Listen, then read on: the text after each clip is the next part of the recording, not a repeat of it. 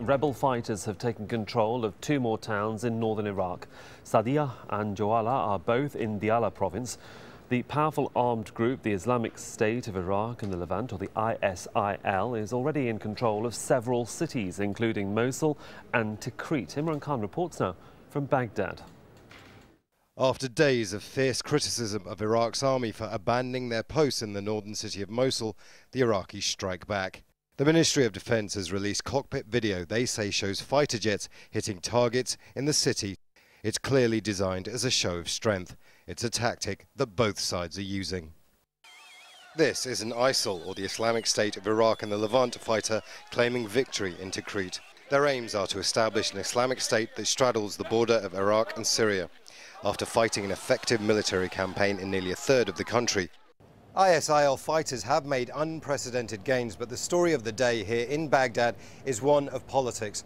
Prime Minister Nouri al-Maliki wanted a state of emergency law passed. He didn't get that after members of the House didn't turn up for the extraordinary emergency session that had been scheduled. That's left him furious and many in his party wondering what to do next. Meanwhile, in Mosul, thousands still flee as aid agencies struggle to cope with the influx of desperate people. In other parts of Mosul, there's no Iraqi army presence. Instead, Kurdish fighters remain on the border with the Kurdish region, checking cars and helping those who have fled. So far, Mosul remains quiet as ISIL fighters ask the population to open shops and go back to work. The Iraqi army have now reacted to allegations that they fled their positions from Mosul. We want to say that these locations are sovereign Iraqi locations, and there aren't any orders to any units or brigades to withdraw. The orders are very clear. It's to remain in these locations and to fight these terrorists without let-up. But anger is rising in Iraq at ISIL. Here in the mainly Shia south in the city of Basra, young men queue up to join the army.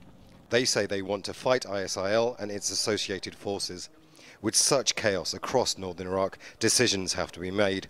Decisions that may well see young men like these fight.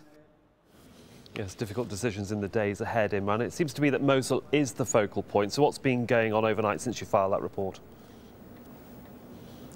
Well, what's happened is inside Mosul there seems to be a system of governance that's being imposed on the city by ISIL and the associated groups there. There were rumours that they had appointed their own governor, but that turns out to be unconfirmed. But what they are doing is they're trying to get fuel into the city. They're removing all the checkposts, there's the blast walls, they're asking people to open shops, go back to their businesses, and they're forming shura councils to allow them to try and run the city. It's not just a military takeover now. It's effectively a civilian takeover as well. They're taking over the civil institutions to try and give the city some governance. That goes to show you how experienced some of the fighters are, at least in running civil institutions, if they're able to do that. They also want to start paying salaries. Now, we did hear when the initial fall of Mosul happened that they took over banks in the city. If they're paying salaries, it's likely that they would have taken money from those banks to be able to pay salaries. So that's what's going on in Mosul, but in other places, ISIL fighters and their associated groups